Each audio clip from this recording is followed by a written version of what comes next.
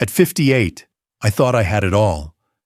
An ocean view condo, a Rolex that sparkled under the boardroom lights, and enough stock options to retire twice. But on Christmas Eve, as I walked through the door with a bottle of Bordeaux and a carefully wrapped gift, my daughter looked up from the dinner table and said 5 words that shattered me. "There's no seat for you." I froze, the hum of laughter and clinking glasses crashing into a sudden, brutal silence inside me. The table was full. My wife, my daughter, her fiancé, even my brother, but not a single chair left for me.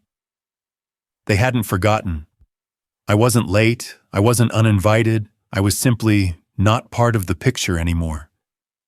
In that moment, 32 years of 4 a.m. flights, back-to-back meetings, missed birthdays and phone calls ignored, all rushed back like a flood. I'd built an empire, yes, but somehow, in the process, I'd burned down my home. My daughter's smile had grown up without me. My wife's silence had become her language. But what followed wasn't just heartbreak. It was a reckoning, a choice. The moment I realized success had a cost, and I was the one who had paid it in full with the people I loved most. If you've ever chased the dream and feared waking up alone, stay. This isn't just a story about regret.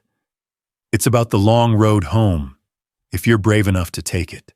My name is Robert Waverly, and I'm 50 years old. I've spent the past 3 decades in the heart of New York's financial district, climbing over desks, deadlines, and 100 other men to get where I am. Head of strategic investments at one of the most cutthroat firms on Wall Street. But I wasn't always this man. I grew up in the burned-out husk of East Side Detroit, in a home where heat was a privilege and dinner was a question. My father, God rest him, was a line worker who lost his job 3 days before my 5th birthday. I still remember the day he came home early, shoulders slumped like gravity had finally won. He gave me a plastic fire truck that day, said it was for my birthday. I didn't have the heart to tell him I already knew we couldn't afford it. I just smiled. That's what good sons do. That moment carved a promise into my bones. My family will never know that kind of fear. I told myself I'd never be that helpless man at the door. When I met Anne in college, sweet, smart, fierce in debate class, I told her about that day. She didn't laugh. She held my hand.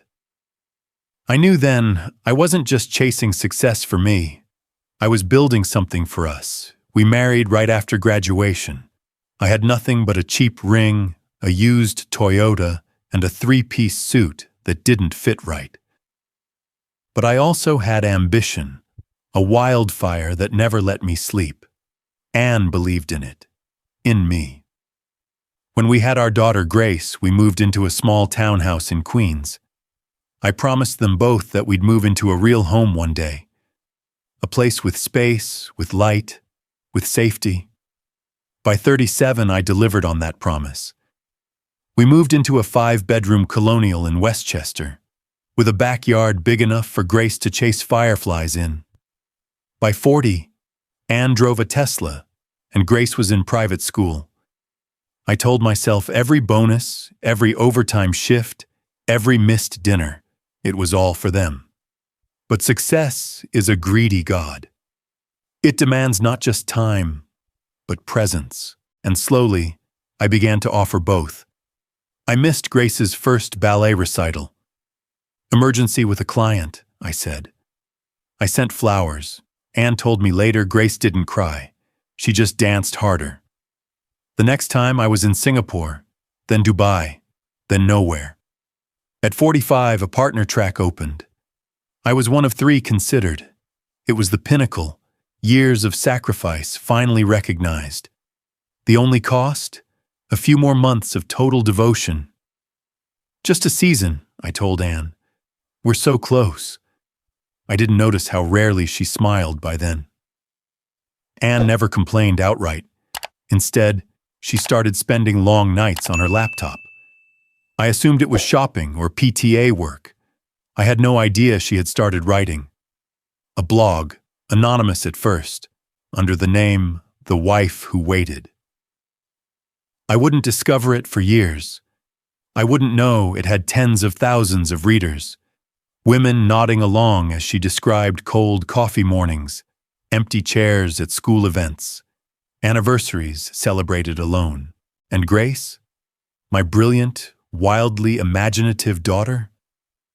She started drawing, not just doodles, but comics, the kind with heart, pain, silence. She created a series titled The Invisible Dad, about a father who was always almost there, and a daughter who learned how to live without needing him. It went viral. Teens across the country reposted it. Teachers used it in classrooms. I didn't see a single frame. The twist, the part that burns even now, is this. Grace mailed me the first volume, signed it. To Dad, I hope you'll see me this time. It sat on my office shelf for months, unopened.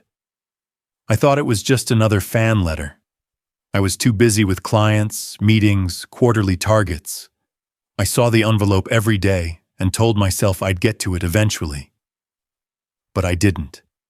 Anne still made dinner every Sunday, still kissed me goodbye when I left. But she stopped asking when I'd be back. Grace stopped leaving sticky notes on my laptop saying, "Miss you, Dad." Eventually, the silence grew louder than the words ever did. And I told myself we were fine. The house was warm, the bills were paid. Grace had everything she needed. Anne still wore her ring. I thought that meant we were okay. I was wrong. By the time I started noticing the silence, it had already become the language of my household. Anne stopped calling me during the day. Not out of anger, just nothing. The usual, "How's the pitch going?" or "What time will you be home?"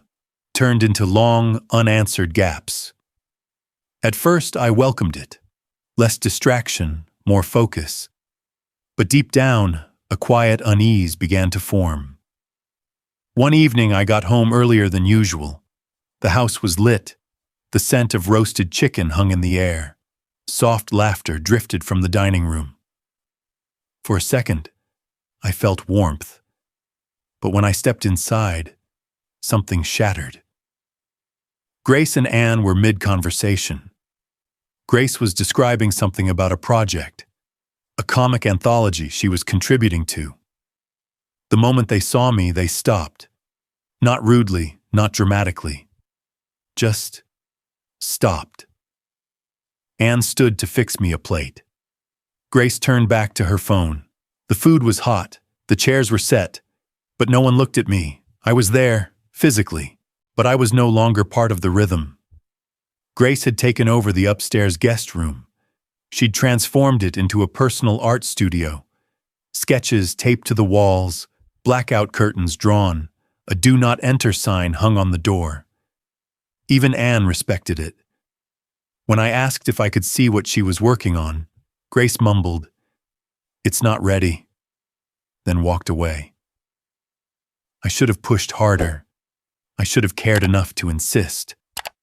But instead, I returned to my home office, convinced that this was just a phase, that teenagers were like this, that Anne understood my schedule, that love could survive absence. But love doesn't just survive. It needs nurturing. And I hadn't watered anything in years. Anne, meanwhile, had drafted separation papers 5 times. I would find that out much later, when she confessed it over black coffee on a rainy Thursday. 5 separate drafts. 5 separate nights she'd sat up crying in our bed, wondering if it was time to leave. But each time she tore the papers apart, because she still had hope. "Hope is a cruel thing," she would later say. "It makes you wait for someone who's already gone."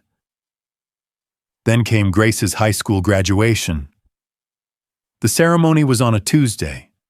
I had a deal closing that same day. Multi-million-dollar merger, top-tier clients flying in from Geneva. Weeks before, Grace sent me a letter. A real letter. Handwritten. I never received it. Months later, I found it in a return mail pile at my office. Address not recognized, the stamp read. She had sent it to the wrong floor, my old office before I got promoted. The envelope had been opened, not by me, just opened and returned. Inside was a note that read, "Dad, I hope you'll come this time. I reserved 2 seats, one for you, one for Hope." I didn't know whether to scream or collapse. I missed it. I missed everything. Anne tried again. She booked a family therapy session, paid in advance, texted me 3 times with the date and time. I responded once. Can't. Signing deadline. Will reschedule. I never rescheduled. When I finally brought it up, weeks later, Anne just nodded. "It's okay," she said. "You're always signing something." I started to notice things, little things. Family photos with only the 2 of them. Inside jokes I didn't understand. Grace saying Robert instead of Dad when speaking about me in third person. And yet, I still thought I was being a good father, a good husband. I paid the mortgage. I sent money for Grace's college fund. I gifted Anne a bracelet for our anniversary, even if I had it overnighted the day before. But the truth was simpler. I was showing up with receipts, not presents. One night, I came home late and found Anne asleep on the couch, her laptop glowing beside her. I peeked at the screen. It was her blog. I read 2 entries before she stirred. The first was titled, "The Day He Forgot Me." The second, "How to Grieve a Husband Who's Still Alive." I didn't confront her. I couldn't. Because every word was true. Still, instead of apologizing or asking to talk, I did what I always did. I blamed the distance on the job, the pressure, the expectations. I told myself, she just doesn't get it. That's when the resentment turned. Not from her, from me. I began to believe that I was the one carrying the weight, that their coldness was the result of their ungratefulness, that my sacrifices weren't being acknowledged. I was blind. Not because I didn't want to see, but because seeing meant admitting I had failed at the only thing I claimed to be doing right. The truth was there in every unopened letter, every skipped session, every drawing taped behind Grace's closed door. I just never looked close enough to see it. Christmas Eve. Snow was falling like powdered sugar across the windshield as I pulled into the driveway. The house was lit, every window warm and golden like something out of a holiday catalog. I hadn't told them I was coming. I wanted it to be a surprise. I even imagined Grace running to the door, Anne wrapping her arms around me, all of us laughing like we hadn't missed a step. I had bought gifts, wrapped each one myself. Grace's favorite sketch pens, a leather-bound journal for Anne, even a bottle of Pinot for dinner. I told myself this was the night I would start fixing things. I stepped inside. Voices, laughter, clinking glasses. They were already at the table. Anne sat at the head. Grace was beside her, laughing. And next to Grace was a man I didn't recognize. Mid-50s, clean-cut, relaxed, wearing a sweater that looked too casual for a guest. I froze. Anne looked up. Her smile faltered, just slightly. Grace turned, her expression unreadable. The man stood politely. Anne cleared her throat. "Robert," she said. "We didn't know you were coming." I glanced at the table. 7 chairs, all filled, no extra plate, no room. "I thought I'd surprise you," I said. My voice sounded hollow in my own ears. Grace stood slowly, walked toward me, Her face was calm, too calm. "There's no seat for you at the table, Dad." Just like that. My hands trembled, still clutching the gift bag. The room spun, but no one said a word. Anne didn't reach for me. Grace didn't flinch. The man beside Grace extended a hand. "I'm Michael," he said. "Anne's, friend." The title hung in the air like a blade.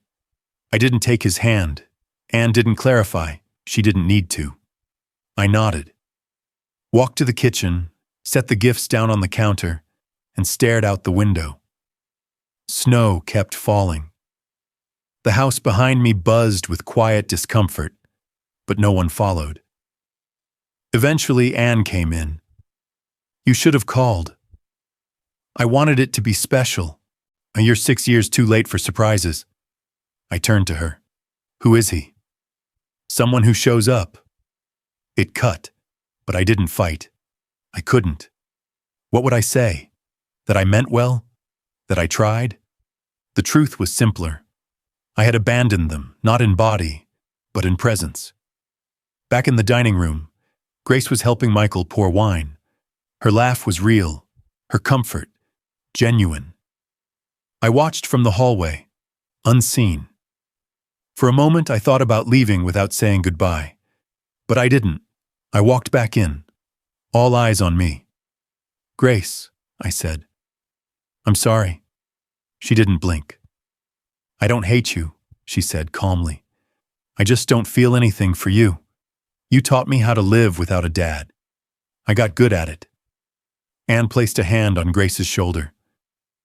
"We've lived without you for a long time, Robert," she said. "Now we're just better at it." I felt something in my chest crack open. Not like a wound, like a dam breaking. I sat down on the edge of the couch, hunched forward. I know I messed up," I said. "I know I've been absent, but I'm still here." Grace shook her head. "No, you're here now. But you weren't when it counted. You missed all the hard parts. Now that we've survived them, you want back in." I couldn't answer, because she was right. Anne walked to the bookshelf, pulled out something. It was her laptop, already open to her blog. She turned the screen toward me.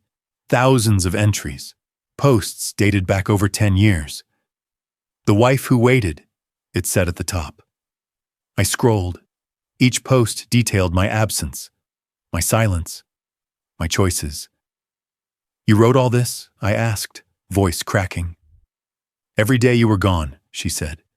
"Every time you missed a moment, I wrote about it." She clicked a tab. "You want to know how many people read it?" She didn't wait for me to answer. 243,000 subscribers. People who know more about you than you ever cared to know about us. The room was spinning again. But this time I didn't run. I sat back, let the weight of it crush me. The missed graduations, the letters unopened, the counseling sessions I skipped, the dinners reheated, the birthdays celebrated with only one parent. I cried, not politely, not quietly. For the first time in 30 years, I wept like a child. The kind who once held a fire truck in a cold living room, watching a father promise he'd never let that happen to his family. And yet, here I was, the morning after Christmas. I walked into my office for the last time.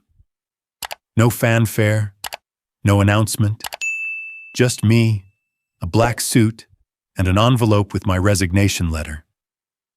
I had spent years crafting speeches, writing investor memos, delivering high-stakes pitches, but this one-page letter was the most terrifying thing I had ever written.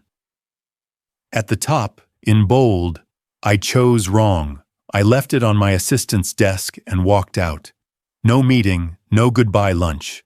I shut down my company email, closed every account, canceled pending bonuses, terminated my stock options.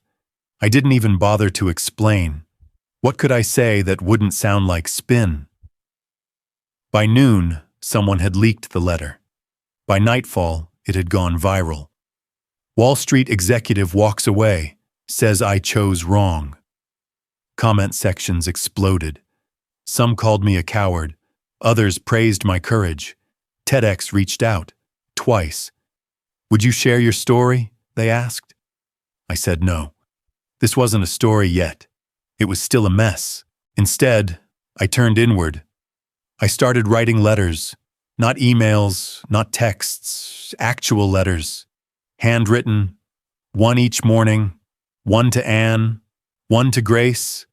They were never dramatic, just truths I'd never said. I missed your 12th birthday, Grace. I still remember the cupcake photo Anne sent. I never said it then, but I cried in a hotel room in Seoul that night. Anne, the night you waited up with dinner at 9:15, I was at a client dinner thinking about you. I told myself you'd understand. I told myself too many things. I filled a drawer with these letters. I didn't mail them. I didn't know if I ever would. But I wrote them anyway. And then I did something that felt harder than quitting. I opened my office. The same space where I had made millions, where I'd shut out birthdays and phone calls. Now it became something else. I removed the glass desk, pulled the screens from the wall, bought a corkboard, some paint, soft lighting. I called it the memory room. Every frame held something I had once overlooked. A photo of Grace on her first bike, a love note from Anne, dated 2003. Grace's early doodles from the 3rd grade, ticket stubs, report cards, forgotten smiles. I sat there every night, just looking, letting time hit me like a wave. I sent the first letter to Anne 3 weeks later. No reply. I sent one to Grace the following week, a small sketch of her comic character, copied by hand. Still, silence. But then, on a cold Thursday morning, I received a package. No return address. Inside was Grace's original drawing, The Invisible Dad. My version, redrawn. She had crossed out the title and replaced it with The Man Who's Trying. No message. Just that. I cried again. But this time it wasn't grief. It was something softer. I started studying her comics, not just reading them, but analyzing panel structure, shading, emotion. I watched YouTube tutorials, bought the same pens she used. I tried to mimic her art, line by line. At night, I'd sit at the window and copy a single panel. I wasn't an artist, but I wanted to see the world she saw, even if I was never part of it. Then, one night, while organizing files Anne left in a shared Dropbox folder, I saw something I hadn't noticed before. A medical report, dated 5 years ago. Grace, age 16, major depressive episode, 3 months of therapy, ongoing monitoring recommended. I froze. I had no memory of this. None. I went through my calendar. That same month I had been traveling across Asia, Tokyo, Singapore, Beijing, one conference after another. I remembered the time zone fatigue, the constant flights, the stock market rally. I didn't remember my daughter crying herself to sleep. I had missed not just birthdays. I had missed pain, real pain. It felt like drowning. The letters changed after that. They became less about me, more about them. Grace, I should have known. I didn't. I'm sorry. For not asking, for not seeing, for not even guessing. Anne, how did you carry that alone? How did you survive both of us needing you, and neither of us seeing you? Still, no reply. But one afternoon, as I sat in the memory room tracing another page of Grace's art, I heard a soft knock on the door. It creaked open. Anne. She didn't step in, just looked. I read the letter about the hospital, she said. It was the only time I ever hated you. I deserve that, I whispered. She nodded. Grace is still processing. Don't rush her. I won't. Anne placed a small notebook on the shelf beside the old photos. "This belonged to your dad," she said. "You said you didn't want to be like him, but he tried too. Just too late." She turned and left. I held the notebook. Pages filled with my father's handwriting, notes to a family he couldn't keep together. Like father, like son. Maybe. But I still had time. It started with a text. Just one line. "Can we meet? Not to forgive, just to talk." I must have read it 20 times before responding. I didn't dare overthink it. I just typed back, "Of course, anytime." We met at a small cafe on 10th and Elm, Grace's favorite spot as a kid. She used to order hot chocolate with extra whipped cream and sit cross-legged on the chair, telling me about school, her drawings, the way the sun hit the windows just right. That day, she arrived alone. No Anne, no guarded expression, just calm, almost clinical. I stood when she walked in. She didn't hug me, just sat down, eyes scanning the room like she needed a safe place to land. We ordered. Silence hung between us like fog. Then she spoke. "Why now?" I swallowed. "Because I finally heard you." "You didn't hear me," she said, voice steady. "You never asked. Not once." She wasn't angry. Not anymore. That somehow hurt more. "I know," I whispered. "And I'm sorry." She reached into her bag and pulled out a folded piece of paper. Set it on the table between us. It was the first comic she ever mailed me. The Invisible Dad. The corners were worn, the paper faded. I had kept it all these years, tucked in a drawer beneath financial reports and forgotten holiday cards. But what I placed beside it made her freeze. A second page. My version, drawn in pencil, lines crooked and amateur, but unmistakably hers in essence. I had copied it, studied it, memorized it. "I tried," I said, eyes stinging. "I didn't know how to reach you, but I've been learning." Grace didn't speak. Instead, she reached for the drawing. Her fingers brushed the paper, lingered, trembled. Then, so softly I almost missed it, she said, "Thanks, Dad." The first time in years. Not Robert, not him, just Dad. It was a beginning. We started slow. Texts every few days, short calls, updates on her art projects, her classes. I didn't push. I didn't ask for more. I just stayed present. Anne remained cautious. She'd send the occasional message, updates about the house, Grace's upcoming deadlines. But it was never cold. Just professional, kind. Then December came. One afternoon I received an email from Anne. "Christmas dinner, just us. Grace wants you there." I sat at the kitchen table staring at the screen until it blurred. Christmas Day, I arrived early. Not with a bottle of wine, not with business calls waiting.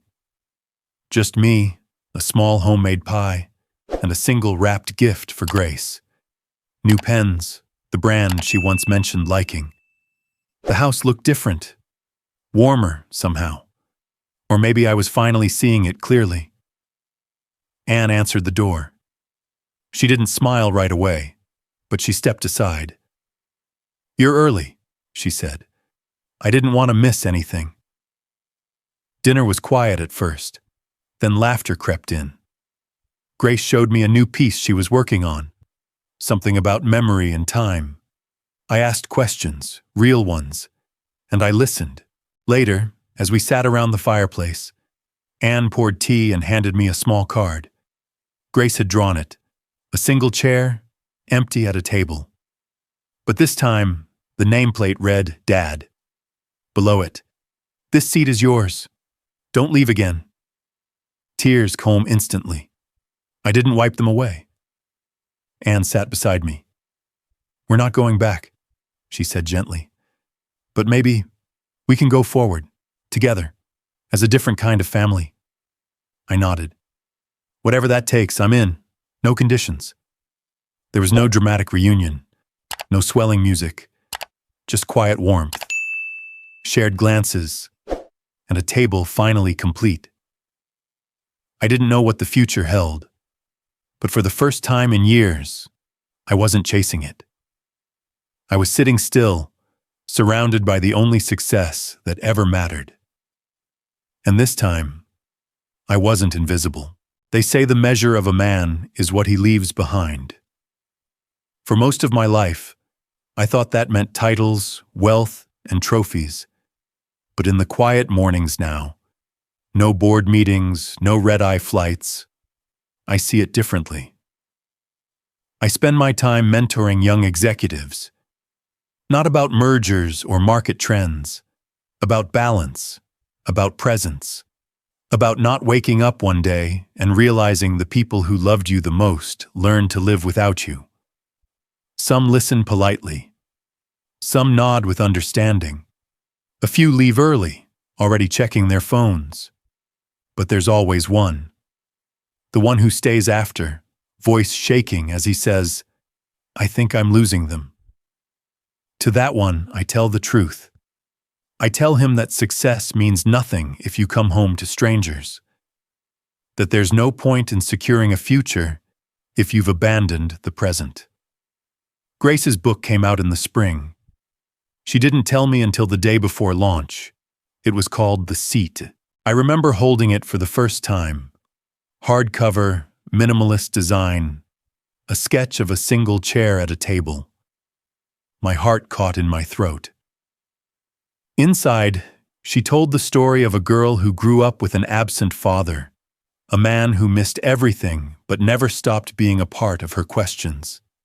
A man who came back, slowly, painfully, and learned how to earn his place, not by force, but by love.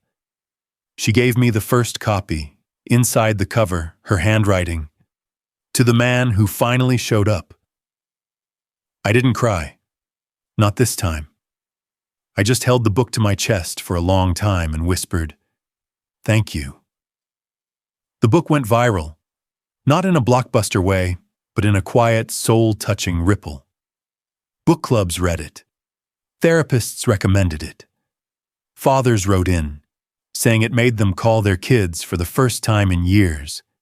And then something unexpected happened. An email from a school principal. He asked if I'd be willing to start a small program, mentorship for fathers struggling to connect, just once a month. Nothing formal. I said yes. That program became Chair for Dads. We met in church basements, school libraries, sometimes on Zoom calls. Men of all ages, all backgrounds, sitting in circles, learning to speak the language of fatherhood. We didn't talk about fixing everything. We talked about showing up. That was the real legacy. Not being perfect, just being there. Anne eventually moved on. She met someone, kind, thoughtful, a good man. They got engaged the following year. She invited me to the wedding. I went. Not because I had to, because I wanted to. During the ceremony, she stood across from him, eyes lit with peace. And when it was time to give the bride her bouquet, she turned to me. I stepped forward, handed her the flowers, whispered, "Thank you for waiting, even when I didn't deserve it." She smiled. "Thank you for becoming who you were always meant to be." It wasn't painful. It wasn't bittersweet. It was right. We were no longer husband and wife, but we were family. Later, as I watched Grace prepare to speak at a TED Talk in San Francisco, I stood backstage, knees shaking more than they ever had in any boardroom. She walked onto the stage in front of hundreds.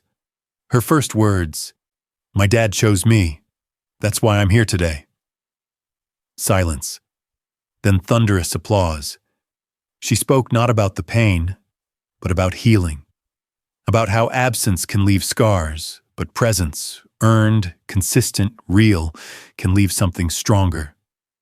When she finished, she looked over her shoulder. Right at me. I waved. She smiled. That moment was worth more than any paycheck, any title, any empire I ever built. Years from now, no one will remember my quarterly reports or bonus figures. But maybe a few dads will sit with their kids a little longer. Maybe a few men will open unread letters.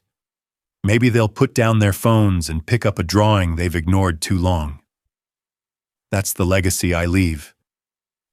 A seat at the table, and the love to never leave it empty again.